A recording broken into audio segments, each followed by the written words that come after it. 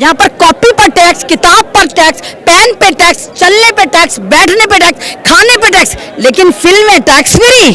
तो यहाँ पर सरकार कोई इंसाफ देने को तैयार नहीं। यही वजह है कि दरिंदों का जो है वो हौसला बढ़ता चला जा रहा है। और कि हमारे पास भारतीय जनता पार्टी नाम की एक वॉशिंग मशीन है जहाँ गुंडे को, आतंकवादी को डालो और एक व्हाइट कॉलर डकैत सामने आ जाता है जो अपने आप को कहता है हाँ हाँ मैं राष्ट्रवादी हूँ। कोई भी आता है महिलाओं को कुछ भी कहकर चला जाता है इनका नेता। वजह पता देव क्या है? वजह ये, जब भारत में कोई भी गैंग रेप होता है तो सुनवाई नहीं होती, उसको संस्कारी बताकर छोड़ दिया जाता है। तो अभी इनके जो नेता हैं वो इतने खुले सांड हो गए कि उनको हर महिला जो है वो ऐसा लगता है use and throw toilet paper लगती है कि यूज करो और फेंक दो, सरकार हमारे साथ में। और आज आप इनकी तौहीन कर रहे हैं कि 15 रुपए का मेडल आ जाता है, क्योंकि ये खुद 15-15 रुपए की औकात वाले लुच्चे, लफंगे और टुच्चे हैं। को नहीं लगता सारे लुच्चे, लफंगे, बलात्कारी सारे उठाएगी। पार्टी का नाम क्या है? भारतीय जनता पार्टी। तभी तो आप महिलाओं का सम्मान नहीं करते। तो आप उसको 15 रुपए का मेडल कह के आप पहलवान की नहीं, आप पूरे भारत की तौहीन कर रहे हैं। क्योंकि आप हो सकता है 15-15 रुपए के आपके खानदान में मेडल आए हो, इसलिए आपको पहलवानों वाला गोल्ड मेडल जो है वो 15 रुपए का लग रहा हो।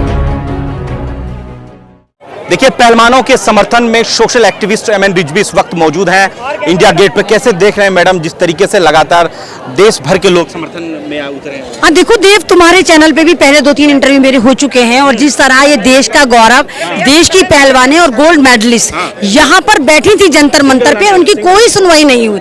उसके बाद आज आप ये देखिए कि ये मोमबत्ती जलाने इंडिया गेट पर आई हैं, अपनी अस्मत को, अपने पर्दे को श्रद्धांजलि देने आई हैं कि शायद हो सकता है कि सरकार इनकी सुन ले। लेकिन सरकार के कान पे तो मुझे नहीं लगता कि जो भी रेंग रही है, जो भी रेंगेगी। लेकिन ये कह रहे हैं 28 तारीख को प्रधानमंत्री बहुत व्यस्त हैं न्यू पार्लियामेंट का इनॉग्रेशन करने में। हाँ नहीं तो प्रधानमंत्री तो हमारे कभी व्यस्त नहीं होते। प्रधानमंत्री तो हमारे खुद कहते हैं कि वो सोते ही नहीं है, 18 घंटे तो 22 घंटे काम करते हैं। तो प्रधानमंत्री के पास तो टाइम नहीं होता। लेकिन अगर आप नई वाली पार्लियामेंट का भी अगर उठा रहे हैं मुद्दा, तो आप ये देखिए कि उसका इनॉग्रेशन जब हो रहा है, जब देश का जो एक आतंकवादी संगठन का जो सरबराह था, जिसको ये वीर कहते हैं, उसकी जन्म तिथि पे नए वाले पार्लियामेंट का इनॉग्रेशन करा जा रहा है। यानी जब वीर, जिसको ये वीर कहते हैं, जब वो सावरकर पैदा हुआ तो उसी दिन नए पार्लियामेंट का इनॉग्रेशन कर रहे हैं। सवाल तो आप लोगों को ये भी पूछना चाहिए, जो हमारा पुराना वाला पार्लियामेंट हाउस था, क्या उसकी छतें गिरने वाली थी? क्या लेंटर चटक गया था? फर्नीचर टूट गया था?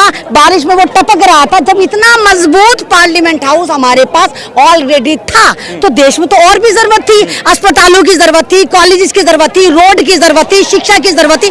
वहां तो आपने पैसा बर्बाद नहीं किया, लेकिन 25,000 करोड़ में आपने एक और ख्वाबों का महल जो सेंट्रल विस्टा प्रोजेक्ट आपने बनाया था वो बनाकर हमारे ऊपर मुसल्लत कर दिया। और जिसका इनॉग्रेशन हमारे राष्ट्रपति को करना चाहिए, वहां मोदी जी खुद चमकते हैं। नमक का थैला हो तो मोदी जी चमक रहे हैं, पेट्रोल की दुकान हो तो मोदी जी चमक रहे हैं, आटे का कट्टा हो तो मोदी जी चमक रहे हैं। तो ये देश जो है वो हिटलर का नहीं है, ये देश जो है संवैधानिक तरीके से चलता है और यहाँ हर एक पोस्ट का अपना महत्व है। किसान की जरूरत हो तो मोदी जी खड़े हैं, जवान की जरूरत हो तो मोदी जी खड़े हैं, अगर परिंदों की जरूरत हो तो मोदी जी खड़े हैं, चरिंदों की जरूरत हो तो मोदी जी खड़े हैं। तो मोदी किसी देश का नाम नहीं है। भारत देश एक लोकतांत्रिक है जहां पर तमाम लोग जो हैं वो चलाते हैं। जैसे कतरे कतरे से समुंदर बनता है, तो भारत कोई एक सिंगल पर्सन नहीं चला रहा। और ये भारतीय जनता पार्टी जो ना मालूम कहां गुम हो गई है और पूरी की पूरी जैसे हिटलर था ऐसे ही यहाँ पर आकर एक सिर्फ मोदी मोदी मोदी मोदी हो गया। कह रहे हैं कि 15 रुपए का मेडल वापस नहीं चाहिए, पैसे जो दिए डॉलर वो चाहिए। नहीं तो देखिए, इंसान अपनी औकात में बात करता है।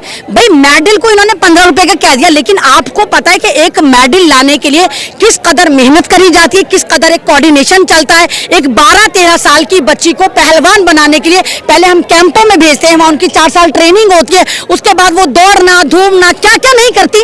उसके बाद वो देश को प्रतिनिधित्व करने के लिए तैयार होती है। फिर दूसरे मुल्क से जाके पहले वो इंटर स्टेट खेलती है, फिर स्टेट के साथ खेलती है, फिर वो इंटरनेशनल खेलती है। तो आप उसको 15 रुपए का मेडल कह के आप पहलवान की नहीं, आप पूरे भारत की तौहीन कर रहे हैं। क्योंकि आप हो सकता है 15-15 रुपए के आपके खानदान में मेडल आए हो, इसलिए आपको पहलवानों वाला गोल्ड मेडल जो है वो 15 रुपए का लग रहा हो। देश के फॉर्मर जो प्रेसिडेंट कांग्रेस पार्टी के राहुल जी ने, सलमान खुर्शीद ने और तमाम बड़े कद्दावर नेताओं ने कहा है कि जो न्यू पार्लियामेंट का उद्घाटन होगा वो राष्ट्रपति के हाथों ही होगा। क्यों लगता है कि एक दलित आदिवासी का सबसे बड़ा अपमान है? नहीं तो आपको नहीं लगता, जब द्रौपदी मुर्मू इस पोस्ट पर आई थी तो सबसे पहले उनका शुद्धिकरण करा गया था। आपको तो पता है, पूरे भारत ने देखा था। एक तो द्रौपदी मुर्मू महिला है, आप एक तरफ तो कहते हैं भारत माता की जय, वो भारत जहां पर तमाम तमाम की तमाम देवियां, औरत को पूजा जाता है, लक्ष्मी हो, दुर्गे हो, अम्बे हो, कोई भी हो, सारी महिलाएं। दूसरी तरफ आप इस महिला को सम्मान देने को राजी नहीं। अरे भारत की महिला ने कब कहा कि आप उसको देवियां मानिए? अरे आप उनको एक कॉमन मैन मानिए, तब भी आप मानने को तैयार नहीं है। और फिर आप ये कह रहे हैं कि नहीं नहीं, ये महिलाएं झूठ बोल रही हैं, पॉलिटिक्स कर रही हैं। अगर ये महिला पॉलिटिक्स कर रही है तो हरियाणा की है, ये कोई आम सी लड़कियां तो है नहीं, कोई अमन रिजवी है, कोई रोड छापे आए और आकर बैठ गया, इल्जाम लगा दिया। ये देश का गौरव है। जब हम किसी मुल्क में जाकर अपना झंडा नहीं फहरा सकते, उस वक्त इन्होंने भारत के झंडे को दूसरे मुल्कों में जाके रिप्रेजेंट करा था, लहराया था। और आज आप इनकी तौहीन कर रहे हैं कि 15 रुपए का मेडल आ जाता है, क्योंकि ये खुद 15-15 रुपए की औकात वाले लुच्चे, लफंगे और टुच्चे हैं, इसलिए कह रहे हैं। बीजेपी वर्कर्स, आपको नहीं लगता सारे लुच्चे, लफंगे, लातकारी, बलात्कारी सारे उठाएगी? पार्टी का नाम क्या है? भारतीय जनता पार्टी। तभी तो आप महिलाओं का सम्मान नहीं करते। कोई भी आता है महिलाओं को कुछ भी कहकर चला जाता है, इनका नेता। वजह पता देव क्या है? वजह ये, जब भारत में कोई भी गैंग रेप होता है तो सुनवाई नहीं होती, उसको संस्कारी बताकर छोड़ दिया जाता है। तो अब इनके जो नेता है वो इतने खुले सांड हो गए कि उनको हर महिला जो है वो ऐसा लगता है use and throw, toilet paper लगती है कि यूज करो और फेंक दो, सरकार हमारे साथ में। आपने बिल्किस बानो का मामला देखा होगा, आपने मनीषा वाल्मीकि का देखा होगा, आपने दिल्ली में राबिया सैफी का देखा होगा, और न मालूम कितने अनगिनत ऐसे हैं जो मॉब लिंचिंग हो, चाहे गैंग रेप हो, लड़कियों के साथ बलात्कार हो, यौन शोषण हो। तो यहाँ पर सरकार कोई इंसाफ देने को तैयार नहीं। यही वजह है कि दरिंदों का जो है वो हौसला बढ़ता चला जा रहा है। और ये लोग गैंग रेप करने के बाद इनको पता है कि हमारे पास भारतीय जनता पार्टी नाम की एक वॉशिंग मशीन है, जहाँ गुंडे को, आतंकवादी को डालो और एक व्हाइट कॉलर डकैत सामने आ जाता है जो अपना आपको कहता है हाँ हाँ मैं राष्ट्रवादी हूँ। एक बार भी देश के प्राइम मिनिस्टर ऑफ इंडिया ने या होम मिनिस्टर ऑफ इंडिया ने एक शब्द नहीं बोला, खास करके पहलवानों के। तो इन्होंने किसके बारे में बोला? आप ही देखिए, अगर ईरान में किसी महिला पर जुल्म होता है तो ये ईरान में जाकर अपना संविधान चलाते हैं। अरे ईरान में भारत का संविधान नहीं चलता।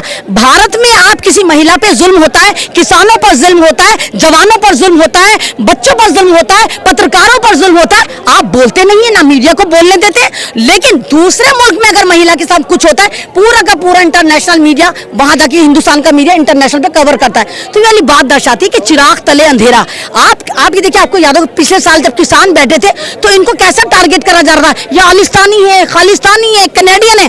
आप अपने देश के अन्नदाता, जिनको हम भगवान कहते हैं, जहां पर हमारा नारा लाल बहादुर शास्त्री ने जय जवान जय किसान दिया था, आप मेरे भारत के किसानों को आतंकवादी बता रहे थे, खालिस्तानी बता रहे थे। और आज देश का गौरव जब कह रहा है कि मोदी जी हमारी सुनो, ये वही परिवार है। मोदी जी जब ये मेडल लेकर आई थी तो आपने कहा था ये मेरे परिवार का हिस्सा है।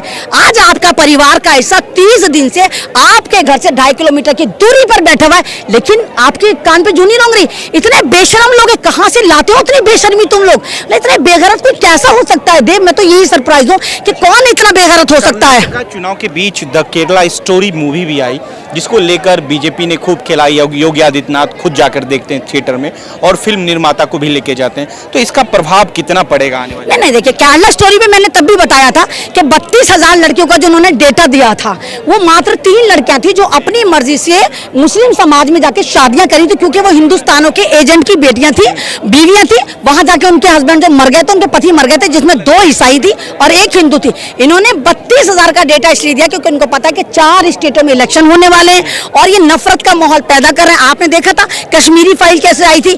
कश्मीरी फाइल में वहां के पंडित चिल्ला रहे थे कि फिल्म की स्टोरी झूठी है, इन्होंने यकीन नहीं करा था। और आज 8 महीने से कश्मीर में, चलिए आप मेरे साथ, मैं लेके चलती हूँ कौन कौन चलता है। जम्मू में आज भी वहां के पंडित बैठे प्रोटेस्ट कर रहे हैं कि हमारी सुनो, हमारे पे जुल्म हो रहा है। वहां कोई जाने को तैयार नहीं है। तो जितने भी लुच्चे लफंगे प्रोड्यूसर, इनको लगता है अगर हमें अमीर बनना है रातों रात तो अतुल अग्निहोत्री की तरह हम बन सकते हैं, फिल्म बनाए, देश में हिंसा भड़काएं और टैक्स फ्री हो जाए। आप एक बार बताइए, भारत जो है एक लोकतांत्रिक देश है, यहाँ पर कॉपी पर टैक्स, किताब पर टैक्स, पेन पे टैक्स, चलने पे टैक्स, बैठने पे टैक्स, खाने पे टैक्स, लेकिन फिल्म में टैक्स फ्री।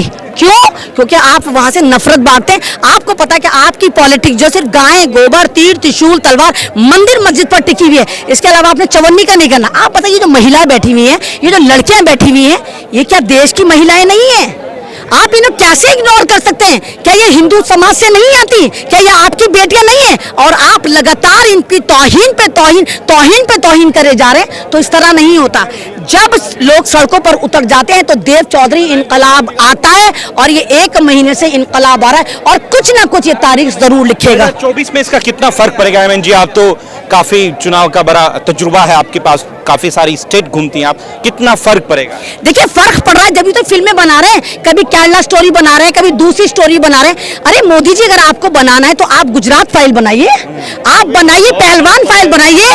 आपको अगर बनानी है तो आप कश्मीर फाइल, आप फौजी फाइल बनाइए, पुलवामा फाइल बनाइए। आप नहीं बनाएंगे। इनको पता है कि सन 2024 इनके हाथों से जा रहा है, इसलिए देश को बंटवारा करें। और आप ये देखिए, जवान भी सड़कों पर बैठा है, किसान भी बैठा है, महिलाएं भी बैठी है, पहलवान भी बैठे हैं, तो आप किसकी सुन रहे हैं? आपको पता है 4-5 स्टेटों में जो इलेक्शन है वो आपके हाथ से कहीं ना कहीं जा रहा है, इसलिए आप देश का माहौल खराब करने के लिए नफरत की राजनीति कर रहे हैं, धर्म को बीच में ला रहे हैं। नरेंद्र मोदी तो कई छोटे मोटे देश के जो वजीर आलम है वो पैर छूते नजर आते हैं, सोशल मीडिया पे ये भी खबर खूब वायरल हो रही है। नहीं, तो वो व्यक्तिगत मामला है। तुमने मेरे पैर छुए, तुम मुझे, क्योंकि तुम मुझे मान सम्मान देते हो, उससे देश को तो कोई फायदा नहीं है। अगर अमेरिका मोदी जी के पैर छूता है, हमें कौन सा फायदा हो गया?